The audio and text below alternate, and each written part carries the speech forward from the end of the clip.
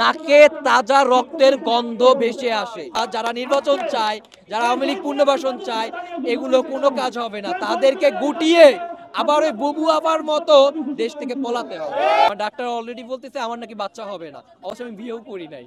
আমি কখনো চিন্তাও করিনি যে ওনারা আমি দেশের নাগরিক, আমি আপনাদেরই সন্তান, আপনাদেরই ভাই, আপনাদেরই মনে করেন লোক। আমি বাংলায় কথা বলি, আমি বাংলাকে ভালোবাসি। আমি মুক্তিযোদ্ধার সন্তান, আমি এই মুক্তিযোদ্ধার চেতনা নিয়ে বড় হয়েছি, আমাদের ভাষা শহীদদের ব্যাপার নিয়ে বড় হয়েছি। আমি একটা গৌরব বোধ করতাম যে আমি যদি ওই সময়টা থাকতাম তাহলে আমি কি না কি করে ফেলতাম। আস্থা, নিরাপত্তা ও প্রগতির সাথে প্রযুক্তির সমন্বয়ে গ্রাহকদের সর্বোচ্চ মানের ব্যাংকিং সেবা প্রদানই কমিউনিটি ব্যাংকের লক্ষ্য। কমিউনিটি ব্যাংক, সবার ব্যাংক। সেখানে আমি 24-এ আমি একটা সুযোগ পাইছি, সেই সুযোগটা আমি কাজে লাগাতে যাব। কিন্তু কখনো চিন্তাও করিনি ওনারা আমাদের প্রতি এবং মীমাংসভাবে আমাদের হত্যা করবে এবং আমাদের উপর গুলি চালাবে। যেভাবে আমাদের গুলি চালাবে আমি অবাক হয়ে গেছি। সেখানে আমরা একটা বিজয় পেয়েছি। 5ই আগস্ট আমরা আহত হয়েছি, আমরা রক্তের বিনিময়ে। এটা আর একটা জিনিস দেখেন, 7 মাস হয়ে গেছে, আমরা এখন হসপিটালে কাতরাচ্ছি। আমার এখনো প্রপারলি ট্রিটমেন্ট হয় না। এই যে দেখেন, এখনো ট্রিটমেন্ট হয়নি। আমার বুলেট আছে এখনো 9 mm।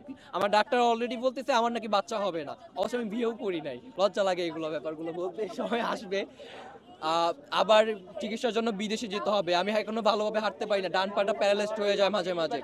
কিন্তু আমার ভাইয়ের রক্ত, আমি আলহামদুলিল্লাহ আমি বোনাস লাইফ পার করতেছি, আমার জন্য আমি খুব খুশি। কিন্তু আমাদের ভাইয়ের রক্ত, বোনের রক্ত রাজপথে এখনো শুকায়নি। নাকে তাজা রক্তের গন্ধ ভেসে আসে। সেইখানে এই আওয়ামী লীগ সরকারের পুনর্বাসন করতে যাচ্ছেন, তাহলে ভবিষ্যতে কি হবে? ভবিষ্যতে এর চেয়ে বড় বড় অন্যায় করা হবে, তখন কোনো ন্যায় হবে না। আমরা ন্যায় প্রতিষ্ঠা করতে চাই।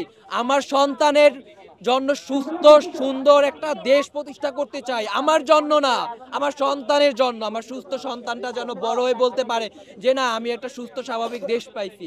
এই দেশকে নিয়ে আমি গর্ব ফিল করি। এই দেশকে নিয়ে আমি যেন দেশের বাইরে সবার সাথে বড়ভাবে বলতে পারি যে এটা আমার দেশ, এটা আমার বাংলাদেশ। আমরা যুদ্ধ করে আমাদের অনেক কিছু বিনিময়ে পেয়েছি।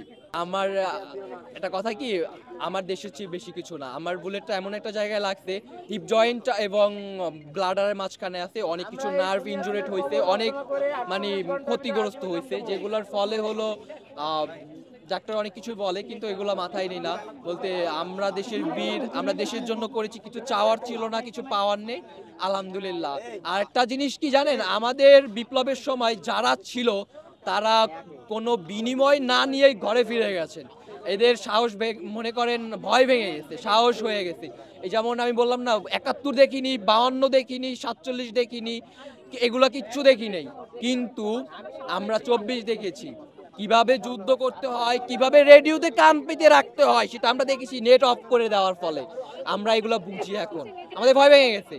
তাহলে আমাদের মুক্তিযোদ্ধারা যদি কিছু করতে পারে, তাহলে আমরা যদি আবার রাজপথে নামি তাহলে কি হবে সেটা আপনারা চিন্তা করে রাখতে পারেন। কারণ আমরা একবার দেখাইছি, আর দেখাইতে চাই না, কারণ এদের তো ভয় ভেঙে গেছে।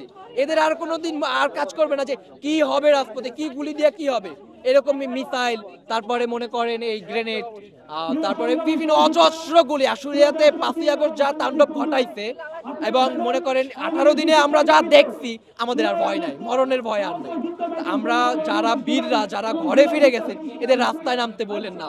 রাস্তায় যদি নামে তাহলে মনে করেন আওয়ামী লীগ তো পুনর্বাসন তো দূরের কথা, যারা নির্বাচন চায়, যারা আওয়ামী লীগ পুনর্বাসন চায়, এগুলো কোনো কাজ হবে না। তাদেরকে গুটিয়ে আবার ওই বুবু আবার মতো দেশ থেকে পলাতে হবে, কিছু করার থাকবে না ভাই।